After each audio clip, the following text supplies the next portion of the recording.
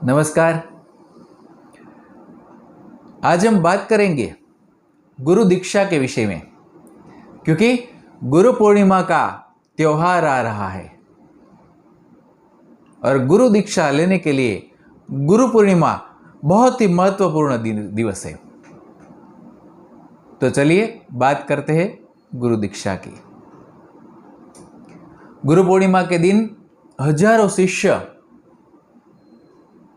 अपने गुरु से दीक्षा लेते हैं और गुरु सत्ता के साथ जुड़ जाते हैं। तो गुरु दीक्षा के विषय में बात करें तो उसमें क्या घटित होता है। गुरु दीक्षा सिर्फ बाह्य कर्मकांड नहीं है, लेकिन उसमें सूक्ष्म स्तर पर एक ऊर्जा दी जाती है गुरु के द्वारा। गुरु जिसका अस्तित्व परमात्मामय हो चुका है, उसकी साधना का, उसकी तपश्चर्या का जो एक अंश है, बहुत प्रभावशाली अंश, वो शिष्य को प्रदान करते हैं दीक्षा के साथ। तो एक बहुत ही महत्वपूर्ण सूक्ष्म प्रक्रिया, बहुत गहन प्रक्रिया घटित होती है गुरु दीक्षा के दौरान, और गुरु और शिष्य सदा के लिए जुड़ जाते हैं और गुरु और शिष्य का संबंध वो तो जन्मों जन्मों का संबंध बन जाता है। एक बार गुरु दीक्षा लेने के बाद, एक बार सदगुरु के साथ जुड़ने के बाद, जब तक शिष्य अपना अंतिम लक्ष्य प्राप्त न कर ले, तब तक उनकी जन्मों जन्म की यात्रा गुरु के साथ, गुरु के सानिध्य में संपन्न होती है। चाहे गुरु स्थूल शरीर में रहे या ना रहे, लेकिन उनकी चेतना के साथ शिष्य की चेतना सदैव जुड़ी रहती है। तो एक अद्भुत संबंध का निर्माण होता है गुरु दीक्षा के साथ, गुरु और शिष्य का। यह एक कैसी प्रक्रिया है, एक उदाहरण देते हैं। जैसे माली एक प्रक्रिया करता है, जैसे एक गुलाब का पौधा है, तो गुलाब की कई वैरायटियाँ होती है, कई किस्म होती है। तो गुलाब की एक किस्म के पौधे पर माली एक दूसरी बहुत अच्छी किस्म का जो गुलाब की टहनी है वो कटिंग करके लगा देता है, उसमें उसके साथ जोड़ देते हैं, फिर उसमें बहुत अच्छे गुलाब आते हैं। तो ऐसे काफ़ी प्रयोग कृषि में किया गया है, बागबानी में किए जाते हैं। इसी प्रकार से किसी आम का वृक्ष है, उसका पौधा है, उसमें अच्छी किस्म के आम का, केसर का, हाफूस का उसकी टहनी लगा देते हैं और उसमें बहुत अच्छी आम आने शुरू हो जाती है। तो इस प्रकार से गुरु वो इस धरती पर एक श्रेष्ठतम उपस्थिति होती है, क्योंकि वो सिर्फ शरीर नहीं होते, शरीर से पार परमात्मा के साथ उनका संबंध हो जाता है और वो परमात्मामय हो जाते हैं। दिखने में तो गुरु शरीर हमारे शरीर जैसा ही दिखता है, लेकिन उनके भीतर से परमात्मा का चैतन्य बहता रहता है। तो उस चैतन्यमय प्रवाह वाले शरीर के साथ, उनकी आत्मा के साथ शिष्य की आत्मा जुड़ती है गुरु दीक्षा से। तो बहुत ही महत्वपूर्ण प्रक्रिया है। दूसरी बात, इस संसार को भवसागर कहा है और जन्मों जन्मों की यात्रा भी कम पड़ने लगती है। भवसागर तैर के पार करना बहुत मुश्किल कार्य है, बहुत कठिन है। महासागर को अपने बाहुबल से कौन पार करेगा। तो लोग छोटा छोटा सहारा लेते हैं। तो जैसे अपनी नाव बनाई, एक नाव है, नैया है, छोटी सी होड़ी है, तो वो बनाई और उसमें पार करने का प्रयत्न, लेकिन वो कितने आगे जाएगी, डूब तो नहीं जाएगी, कुछ भी कह नहीं सकते, और समय भी ज़्यादा लगेगा, श्रम भी ज़्यादा लगेगा। तो क्या करते हैं कि सदगुरु का तो बहुत बड़ा जहाज है, हजारों लाख हजारों लोगों को ले जा सके, इतना बड़ा विराट जहाज है। उसको सागर पार करने का बहुत आसान है उसके लिए, और बहुत कम समय में पार कर सकते हैं, उनकी स्पीड भी ज़्यादा है। तो व्यक्ति को क्या करना चाहिए कि उसकी छोटी सी नाव है उस बड़े जहाज के साथ जोड़ देना है, तो एक संबंध जुड़ जाएगा और अपना प्रयत्न भी नहीं करना पड़ेगा, और जहाज की शक्ति से वो आगे आगे चला जाएगा जहाज के साथ जुड़ के। तो ऐसे सद्गुरु करहु जहाज, अपनी छोटी सी नैया, अपना अल्प सामर्थ्य का जो है प्रयत्न वो छोड़ के बड़े सामर्थ्यवान सद्गुरु के साथ जुड़ जाना है, उनको समर्पित होकर। तो सद्गुरु दीक्षा देते हैं, तो कोई मंत्र देते हैं, कोई नाम देते हैं, विभिन्न प्रकार से दीक्षा देते हैं, कोई यज्ञोपवीत देते हैं, कोई सूत्र देते हैं, कोई धागा देते हैं, अलग अलग रूप से। तो यज्ञोपवीत की जो प्रक्रिया थी उसका ही सरलतम रूप है सूत्र का। कोई गले में कंठ में धारण करके कंठी बांध देते हैं, तो कोई हाथ में कलावा के रूप में सूत्र बांधते हैं कलाई में। तो वो एक प्रतीक है गुरु सत्ता के साथ जुड़ने का, जो हमें स्मरण देगा कि हम गुरु के साथ जुड़ गए हैं। तो उसकी एक सुंदर कहानी मैं आपको बताता हूं, जो एक सत्य घटना है, एक संत के जीवन में घटित हुई थी। एक छोटा सा लड़का था, एक गांव में रहता था और चरवाहे का कार्य करता था। बचपन से ही अपनी गायों को, भैंसों को वो ले जाता था चराने के लिए, घास चराने के लिए, पर्वतों में, जंगल में। तो छोटा सा बच्चा प्रकृति के बीच में ऐसे रहता था।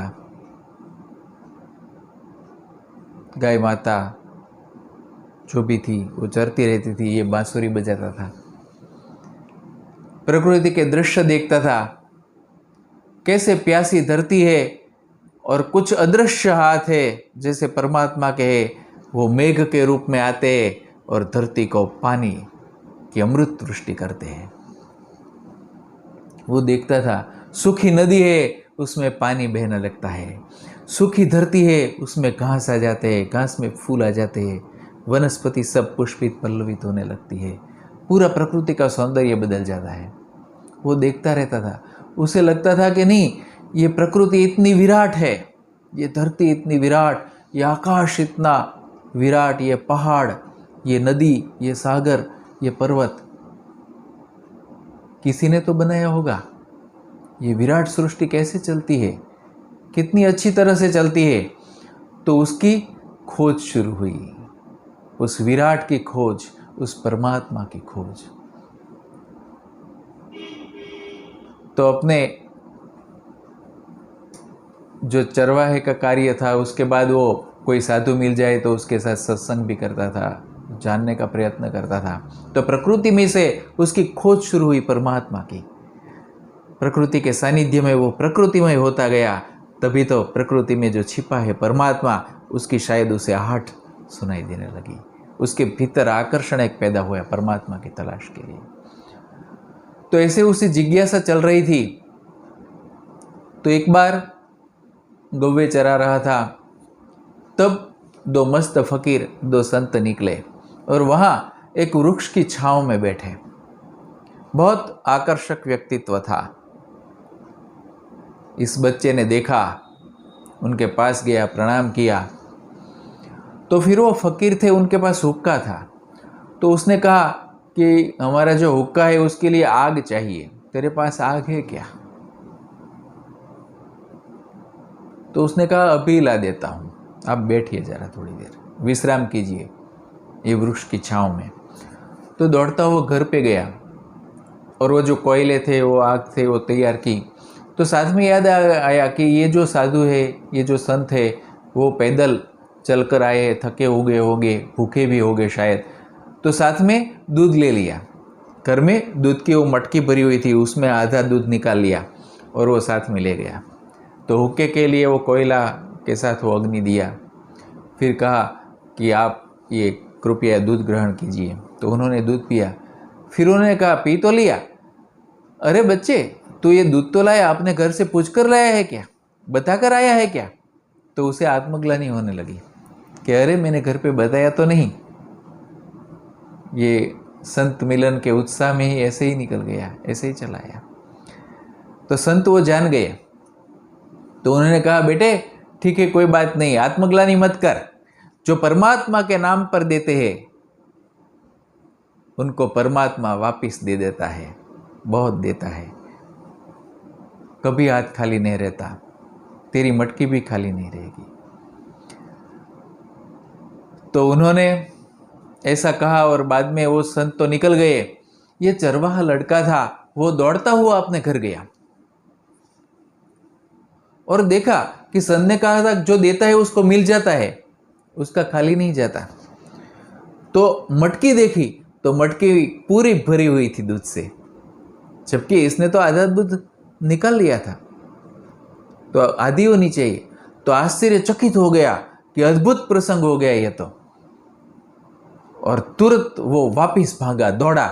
दोनों संत तो निकल चुके थे, उनके पीछे बहुत दूर तक भागा, उनकी खोज में बहुत दूर तक, तब वो पकड़ पाया और वहां पर जाके दोनों संत के चरण में लेट गया, रोने लगा। उन्होंने कहा आप मेरे सर पर आपका हाथ रख दीजिए, मुझे आशीर्वाद दीजिए, जिससे मेरी जो आधी मटकी भर गई वैसे मैं पूरा भर जाऊं। मैं बहुत अधूरा हूं, हृदय से भी मस्तिष्क से भी, सब तरह से मैं अधूरा हूं। आप आशीर्वाद दीजिए कि मैं भर जाऊं, कृपया आप मेरे सर पर हाथ रख दीजिए। संतों ने मना किया, लेकिन इसने कहा कि मैं आपका पैर तब तक नहीं छोड़ूंगा जब तक आशीर्वाद नहीं देंगे। फिर उन संत ने उनके सर पर हाथ रख दिया और जैसे संत की ऊर्जा उसे मिल गई, उसका रूपांतरण होने लगा, उसका अध्यात्म ने क्षेत्र में आगे बढ़ने का बीज उसे प्राप्त हो गया, चैतन्य प्राप्त हो गया, गुरु दीक्षा मिल गई। तो उसने कहा कि ये आपके साथ जो संबंध हुआ है उसका कोई चिन्ह आप मुझे दीजिए। तो ये जो लड़का था उसका नाम जगजीवन था, आगे जाकर वो संत जगजीवन बना। और वो जो दोनों मस्त फकीर थे, संत थे, उसमें से एक था बुल्ले शाह, जो कि बावरी पंथ के स्थापक थे, और दूसरे थे गोविंद शाह, वो भी उनके साथी संत थे। तो दोनों ने अपने हुक्के में से एक एक धागा उसके हाथ पर बांधा, उसके कलाई पे बांधा। तो बुल्ले शाह ने काला धागा और गोविंद शाह ने सफ़ेद धागा उसके हाथ पर बांधा कलावा के रूप में। और उसके बाद वो जगजीवन का रूपांतरण हो गया, वो जाने माने संत हो गए। उनके भी बहुत सारे शिष्य बने, अनेकों को उन्होंने आध्यात्मिक मार्गदर्शन किया, जीवन में बहुत अच्छा मार्गदर्शन दिया। और जगजीवन जी के पीछे भी पूरा संप्रदाय चला, जिसे कहते हैं सत्यनामी संप्रदाय। और सत्यनामी संप्रदाय ने भी आज भी वो परंपरा है कि दीक्षा में वो हाथ पर कलावा बांधते हैं, काले रंग का धागा और सफ़ेद रंग का धागा। तो गुरु दीक्षा का हमें स्मरण रखना है। गुरु दीक्षा के दिन आपके साथ जो प्रक्रिया घटित होगी वो सिर्फ, ये एक बड़ी गहन प्रक्रिया है जिसमें परमात्मा में सदगुरु अपनी साधना के द्वारा वृद्धिगत किया हुआ चैतन्य का बीज शिष्य को प्रदान करते हैं। फिर शिष्य का कर्तव्य है, उसकी जिम्मेदारी बनती है कि नियमित ध्यान साधना करके, नियमित तपस्या करके वो गुरुदेव के चैतन्यमय अंश को वो वृद्धिगत करे। तो जिन्होंने भी गुरु दीक्षा ली है उनका ये कर्तव्य है, हम सबका कर्तव्य है कि हम नियमित साधना करें, आत्मभाव वृद्धिगत करें और गुरु कार्यरत रहे। आप सब गुरु कृपा में उस अंश को वृद्धिगत करें, आपका चैतन्य बहुत वृद्धिगत हो और आप आपके जीवन में आपका अंतिम लक्ष्य प्राप्त कर सके। ऐसी शुभकामना के साथ बहुत बहुत धन्यवाद। नमस्कार।